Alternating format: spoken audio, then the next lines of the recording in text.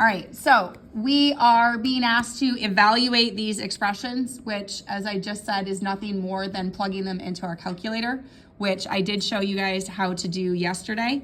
But just to revisit that, this is the fourth root of negative 64. So you need to start by typing that 4, and then you're gonna go to the math button, which will get you here, and you're gonna choose number 5.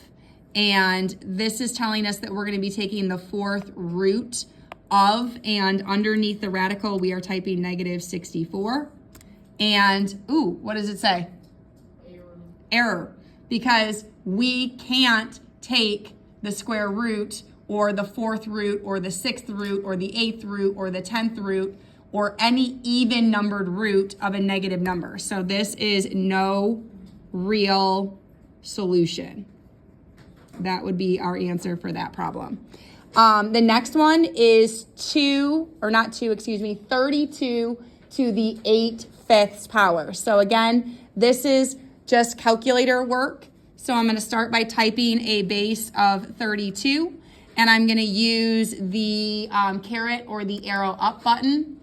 And then in parentheses, because it is a fraction, I'm going to type in 8 divided by 5, and I'm going to press enter. So 32 to the 8/5 gives me an answer of 256. So when it asks you to evaluate the expression, that is, can you plug it into the calculator?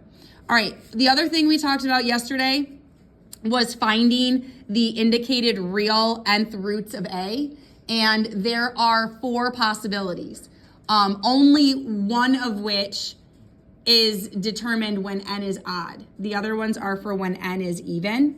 And we talked about this yesterday. If n is even, then we need to use our value of A as the tiebreaker. So we're gonna use these rules to work on the next 2 questions.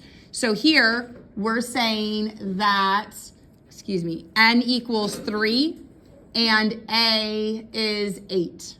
All right, so here n is 3. What kind of number is 3? Odd. We only have one rule for when n is odd. If n is odd, then A has how many real roots? 1. So we have 1 real root. And then to find that real root, we have to plug our numbers back into the nth root of A.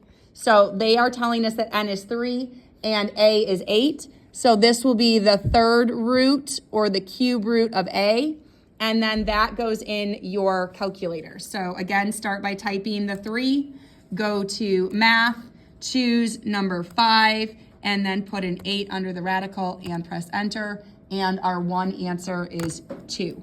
So the cube root of 8 is 2. Over here, we're given n is 2 and A is negative 48. So what kind of number is 2? An even number. So that means we have 3 rules to choose from. So our tiebreaker is going to be based on our value of A, and our A is a negative 49. Negative 49 is definitely less than 0. So that means we have how many real roots? None. So this is a no real root or no real solution. That would be your answer for that one. Let's see, what else do we have? Oh, rewriting. So rewriting our expression in rational exponent form. So we are starting with radical form and working our way to rational exponent form. And there's 2 of these depending on what your problem looks like. So if I look at number 5, this right here, definitely looks like this.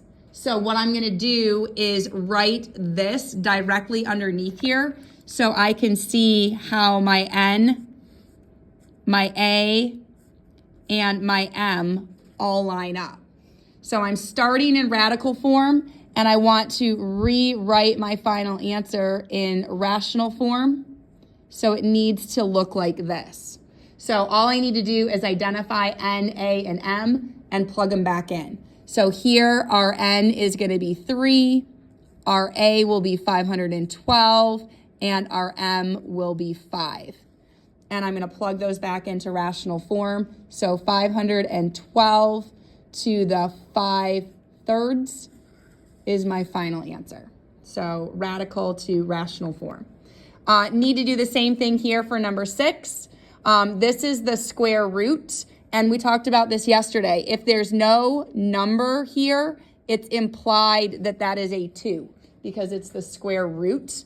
So this looks like this to begin with, and we are going to rewrite it so that it looks like this. So I'm going to write my nth root of A underneath here because I want to see what's my n and what's my a. And then I want my final answer to look like a to the 1 divided by n. So our n in this case is 2, our a is 4, and we're going to go ahead and plug those back in. So this would be 4 to the 1/2 power. So those two examples are going from radical form to rational form, and the last two examples here are going to be going from a rational exponent to radical. So again, these rules go in both directions. So if we're starting with a rational exponent form that looks like this, it will be rewritten, in radical form to look like this.